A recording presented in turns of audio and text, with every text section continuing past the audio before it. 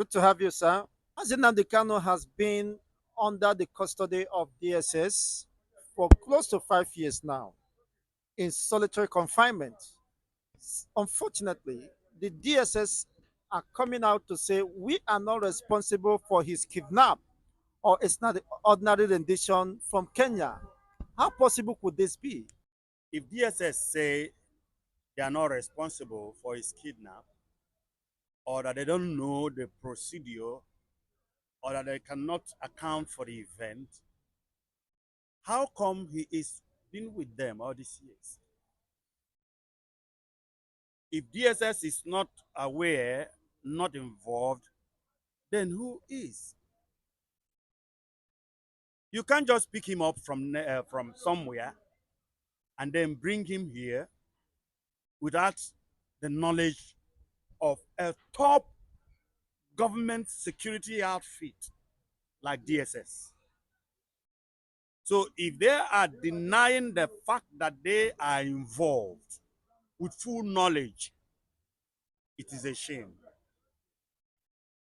It is evident that they lack integrity. And that is one of the bane of our socio political and economic development. When people do wrong and they lie, when they can't own up, when they cannot defend their actions. And it also tells you the kind of power that the president and commander-in-chief of the armed forces, Federal Republic of Nigeria, has to do right or to do wrong. Buhari was in power then, right? Good. And so we know he influenced all these things. You understand? Using all manner of apparatus, government apparatus, to perpetuate this wickedness. But the problem here in our country is in the Western world, people who have conscience will throw your job at you if you want to use them to do wickedness on their job. You understand? Now, these people could also do that. If you think that the president and commander-in-chief of the armed forces is forcing you to do something that is wicked, that is inhuman, that is against your conscience, you could leave the job. And God will give you another job. So all of them, both President Buhari, DSS, all these security apparatus, even the politicians who played one part or the other for the kidnap, even the Kenyan authorities, even Britain that has been quiet over their own citizen being incarcerated all these years without, receiving justice. All of them are guilty. So DSS to say this, that, and this, it's not acceptable by me. What the reason they gave that they are only concerned about internal affairs and intelligence gathering within Nigeria. They are not the national intelligence agency who is responsible for external intelligence and other diplomatic engagements. All security apparatus work together. There is always a link.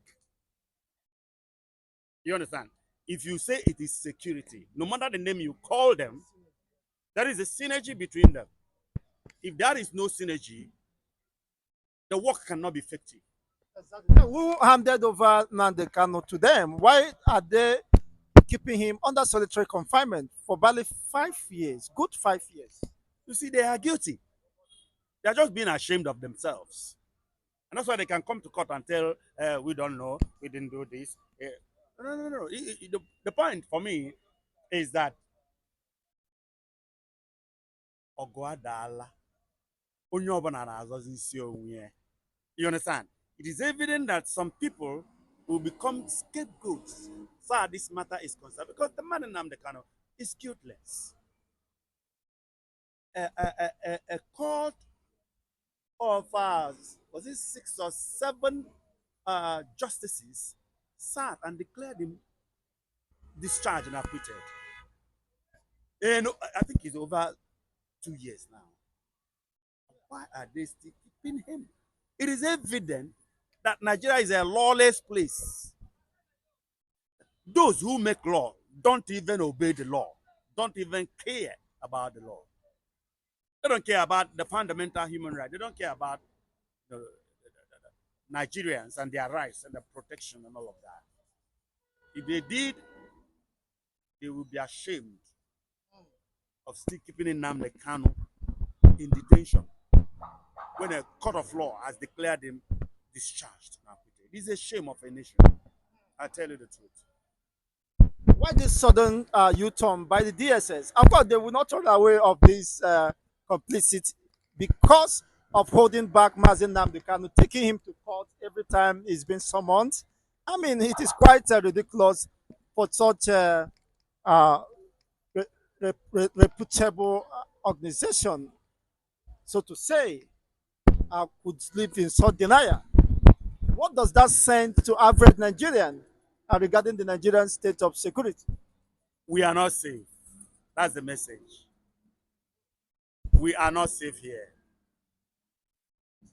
Uh, Professor Dora Konyele's husband was waylaid on the road and killed. You understand me?